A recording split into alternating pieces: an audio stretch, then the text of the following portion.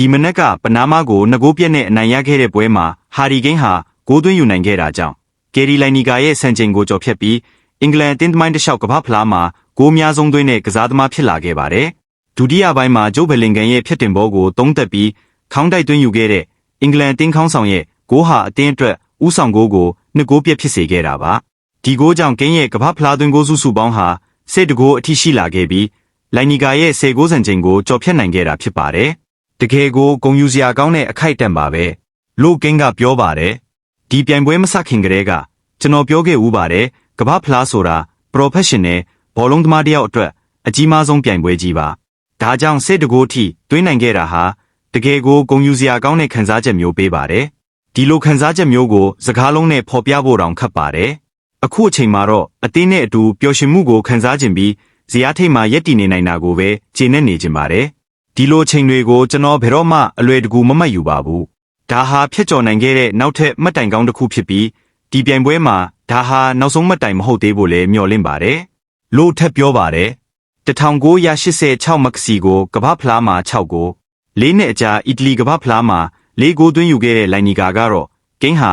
အင်္ဂလန်သမိုင်းမှာအကောင်းဆုံးတိုက်စစ်မှုဖြစ်တယ်လို့မကြသေးခင်ကပဲချီကျူးစကားဆိုထားပါတယ်။အင်္ဂလန်ကခရိုအေးရှားကို4ဂိုး2ဂိုးနဲ့နိုင်ခဲ့တဲ့အဖွင့်ပွဲမှာလည်းကိန်းက2ဂိုးသွင်းယူနိုင်ခဲ့တာကြောင့်ကမ္ဘာဖလား3ချိန်မှာဂိုးသွင်းယူနိုင်တဲ့ဒုတိယမြောက်အင်္ဂလန်မျိုးသားကစားသမားဖြစ်လာခဲ့ပါတယ်။ဒီလို3ချိန်ဆက်ဂိုးသွင်းနိုင်ခဲ့တာကတော့ယခင်မန်ချက်စတာယူနိုက်တက်ကွင်းလယ်လူဒေးဗစ်ဘက်ခမ်ပြီးရင်သူကပထမဆုံးဖြစ်လာတာပါ။အသက်32နှစ်အရွယ်ကိန်းဟာလွန်ခဲ့တဲ့8နှစ်ယော်ရှားကမ္ဘာဖလားမှာ6ဂိုးနဲ့ရွှေဖနက်ဆုရရှိခဲ့ပြီးကာတာကမ္ဘာဖလားမှာတော့2ဂိုးထပ်မံဖြည့်ဆွတ်ခဲ့ပါတယ်။ယခုကမ္ဘာဖလားပြိုင်ပွဲမှာတော့အင်္ဂလန်အသင်းကိုနောက်ဆုံး32သင်းဆင့်စီပို့ဆောင်ပေးရင်သွင်းဂိုး3ဂိုးထိရရှိထားပြီးဖြစ်ပါတယ်။တခြားသောကန်ထဝင်တွေနဲ့အပြိုင်ကိန်းဟာအင်္ဂလန်ရဲ့ကမ္ဘာဖလားသွင်းဂိုးအများဆုံးကစားသမားဖြစ်လာခဲ့ပေမဲ့တခြားပြိုင်ဘက်ကန်ထဝင်ကစားသမားကြီးတွေရဲ့စံချိန်ကိုကျော်ဖြတ်နိုင်ဖို့တော့လိုအပ်ချက်တချို့ရှိနေပါသေးတယ်။အာဂျင်တီးနားကျယ်ပွင့်လီယိုနယ်မက်ဆီကတော့ယခုကမ္ဘာဖလားမှာ9ဂိုးထိသွင်းယူထားနိုင်တာကြောင့်စုစုပေါင်း18ဂိုးနဲ့ဂျာမနီရဲ့